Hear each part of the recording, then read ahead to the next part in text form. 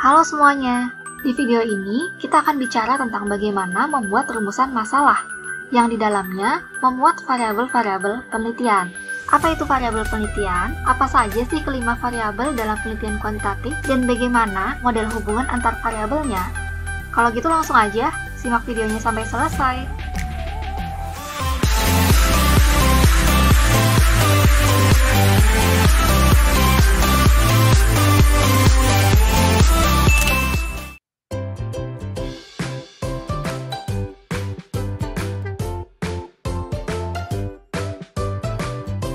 Berbeda dengan masalah penelitian, rumusan masalah ini merupakan pertanyaan penelitian. Artinya, dia nanti dalam bentuk kalimat tanya. Nah, jawabannya akan dicari lewat pengumpulan data atau saat penelitian. Bentuk kalimat tanya seperti apa sih yang bisa digunakan dalam penelitian kuantitatif? Yang pertama yaitu apa atau apakah. Contohnya nih, apakah ada pengaruh antara variabel A terhadap variabel B? Kemudian seberapa? Seberapa besar pengaruh variabel A terhadap variabel B? Dan bagaimana? Bagaimana pengaruh variabel A terhadap variabel B? Ini kita punya contoh bentuk rumusan masalah pada penelitian kuantitatif. Dari judul ini, salah satu rumusan masalahnya adalah bagaimana pengaruh stres kerja dan lingkungan kerja terhadap kinerja karyawan di Bank Syariah XX Kabupaten Ponorogo. Kalau kalian perhatikan, bentuk rumusan masalah ini tidak jauh dari bentuk judulnya. Jadi dibuat singkat dan jelas, serta menunjukkan relasi antar variabelnya. Di sini kita ingin menanyakan bagaimana pengaruh antar variabelnya. Rumusan masalah ini nantinya berguna untuk memandu peneliti dalam mengumpulkan dan menganalisis data penelitian. Selanjutnya, apa itu variabel penelitian? Jadi variabel ini menunjukkan sifat dari objek atau subjek penelitian yang ditetapkan oleh peneliti untuk dipelajari dan ditarik kesimpulannya melalui penelitian. Di sini kita punya karyawan Bank Syariah X di Ponorogo. Nah, ini adalah subjek penelitiannya. Kemudian apa sih yang akan diteliti dari karyawan Bank Syariah ini? Misalnya kinerjanya. Jadi, kinerja karyawan ini adalah variabel penelitiannya. Dinamakan variabel karena bervariasi atau beragam.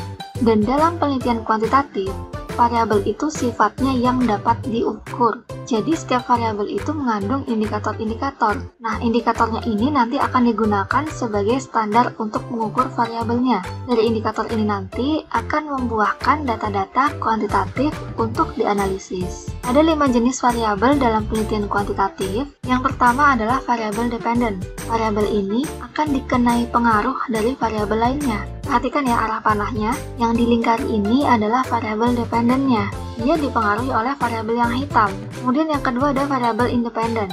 Nah, variabel ini yang memberi pengaruh terhadap variabel dependent tadi. Jadi dari gambar ini, yang dilingkari ini adalah variabel independentnya, dan yang hitam ini adalah variabel dependentnya. Yang ketiga adalah variabel control. Ini ada independent yang mempengaruhi dependent. Kemudian yang bawahnya ini adalah variabel kontrolnya yang dilingkari. Jadi variabel ini tuh dia dikendalikan atau dikontrol oleh peneliti. Dia dibuat netral sesuai standar yang ditetapkan oleh peneliti. Kemudian yang keempat adalah variabel moderating. Kalau kalian perhatikan, ini ada independen mempengaruhi dependent. Kemudian yang dilingkari ini adalah variabel moderatingnya. Perhatikan arah panahnya ya. Jadi dia itu mempengaruhi hubungan antara independen terhadap dependent.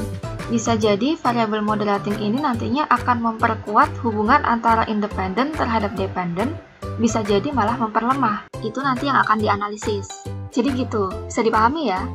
Kemudian yang terakhir adalah variabel intervening. Nah, ini sebagai mediator antara independen dan dependent. Beda ya sama moderating tadi. Perhatikan gambarnya. Ini ada independen yang memberikan pengaruh terhadap variabel dependent. Nah, interveningnya ini ada di tengah-tengah. Gara-gara ada intervening, jadi pengaruh independen terhadap dependent ini bisa secara langsung, bisa juga secara tidak langsung, yaitu melewati interveningnya dulu. Nah, nanti akan dianalisis nih, manakah yang pengaruhnya paling baik? Apakah pengaruhnya secara langsung atau secara tidak langsung? Lanjut ke pembahasan berikutnya, ini ada contoh-contoh membuat rumusan masalah penelitian. Kasus pertama, kita punya judul Analisis Manajemen Pengelolaan Dana ZIS. Berarti variabelnya adalah manajemen pengelolaan dana ZIS. Nah, yatim mandirinya ini adalah lokasi penelitian kita. Berarti di sini kita ingin menganalisis variabel secara mandiri. Bentuk rumusan masalahnya, bagaimana manajemen pengelolaan dana ZIS pada Lasnas Yatim Mandiri Kabupaten Ponorogo. Jadi ini dibuat dalam satu kalimat yang jelas dan utuh ya. Nah, ketika kita hanya menanyakan variabel secara mandiri, berarti rumusan masalah ini bentuknya deskriptif. Oke, contoh berikutnya. Kita punya judul Analisis Perbandingan Kinerja Keuangan BSM dan Konvensional. Artinya kita ingin membandingkan kinerja keuangan di BSM dan kinerja keuangan di Bank Mandiri. Rumusan masalahnya kita buat dulu dari yang pertama disebutkan di judul. Bagaimana kinerja keuangan BSM selama masa pandemi COVID-19 di Kabupaten Ponorogo? Selanjutnya adalah pertanyaan yang sama tapi untuk Bank Mandiri. Kemudian rumusan masalah yang ketiga adalah bagaimana perbandingan kinerja keuangan BSM dan konvensional selama masa pandemi COVID-19 di Kabupaten Ponorogo. Nah, bentuk rumusan masalah yang pertama dan yang kedua ini adalah bentuk deskriptif, sedangkan yang ketiga adalah bentuk komparatif.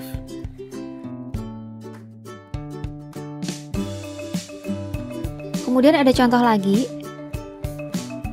Ini judul penelitiannya. Di sini kita ingin melihat pengaruh dari content sharing dan communication building terhadap kepercayaan Muzaki. Di sini kita punya 3 variabel penelitian, 2 independen dan 1 dependen, yaitu kepercayaan Muzaki. Kemudian kita buat rumusan masalahnya dimulai dari yang content sharing dulu. Bagaimana pengaruh content sharing melalui sosial media Instagram terhadap kepercayaan Muzaki pada dompet duafa Jogja? Baru kemudian independen yang kedua. Bagaimana pengaruh communication building melalui sosial media Instagram terhadap kepercayaan Muzaki pada dompet duafa Jogja? Nah, di sini kita punya 2 independen, artinya 2 independen ini memiliki hubungan satu sama lain. Keduanya ini kemudian kita satukan dan lihat bagaimana pengaruhnya terhadap kepercayaan Muzaki. Jadi bentuk rumusan masalahnya, bagaimana pengaruh content sharing dan communication building melalui sosial media Instagram terhadap kepercayaan Muzaki pada dompet duafa Jogja. Jadi ini ketiga variabelnya disatukan. Nah, bentuk rumusan masalah yang seperti ini adalah bentuk asosiatif. Nanti tinggal dikondisikan aja ya, independennya kalian ada berapa. Di sini independennya saya menggunakan 2 independen. Contoh yang berikutnya adalah pengaruh pendayagunaan zakat produktif terhadap kesejahteraan mustahik. Berarti bentuk desain penelitiannya adalah komparatif asosiatif. Kita ingin membandingkan pengaruh antara pendayagunaan zakat produktif di kota A dengan di kota B terhadap kesejahteraan mustahik. Bentuk rumusan masalahnya, kita mulai dulu dari yang awal. Berarti pendayagunaan zakat produktif di kota A terhadap kesejahteraan mustahik. Nah, ini bentuk rumusan masalahnya. Kemudian yang di kota B terhadap kesejahteraan mustahik. Nah, ini bentuk rumusan masalahnya. Baru kemudian ketiganya kita satukan. Bagaimana perbandingan pengaruh pendayagunaan zakat produktif di zakat center kota A dan kota B terhadap kesejahteraan mustahik? Nah, ini bentuk rumusan masalah yang pertama dan kedua adalah bentuk asosiatif seperti yang sebelumnya. Dan yang ketiga adalah bentuk komparatif asosiatif, ingin membandingkan pengaruhnya. Bisa dipahami ya? Kemudian kita punya contoh lain. Ini judul penelitiannya, pengaruh IPM terhadap tingkat kemiskinan dengan pendayagunaan zakat sebagai variabel moderating. Ada variabel moderatingnya di sini. Di sini kita ingin melihat pengaruhnya, berarti variabelnya ada IPM. IPM ini sebagai variabel independen dan tingkat kemiskinan sebagai variabel dependen. Nah, pendayagunaan zakat sebagai variabel moderating. Kita buat rumusan masalahnya. Berarti dimulai dari yang pengaruh IPM terhadap tingkat kemiskinan. Ini rumusan masalahnya.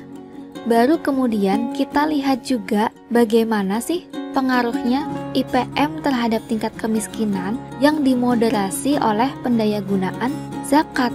Logikanya gini, kalau kita ingin melihat apakah si pendayagunaan zakat ini bisa memperkuat atau memperlemah hubungan IPM terhadap tingkat kemiskinan, artinya kita harus analisis dulu IPM terhadap tingkat kemiskinan tanpa pendayagunaan zakat. Kalau ternyata memperkuat atau memperlemah, berarti pendayagunaan zakat terbukti bisa memoderasi antara IPM dengan tingkat kemiskinan.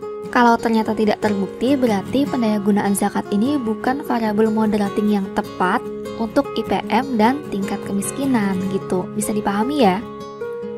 Contoh yang berikutnya. Nah, di judul penelitian ini ada variabel interveningnya. Di sini kita ingin melihat pengaruh antara literasi keuangan dan perilaku pengelolaan keuangan, berarti kita punya dua independen ya. Terhadap perilaku konsumtif, ini adalah dependennya.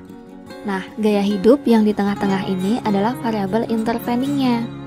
Kita mulai dulu dari yang literasi keuangan terhadap perilaku konsumtif ketika membuat rumusan masalahnya.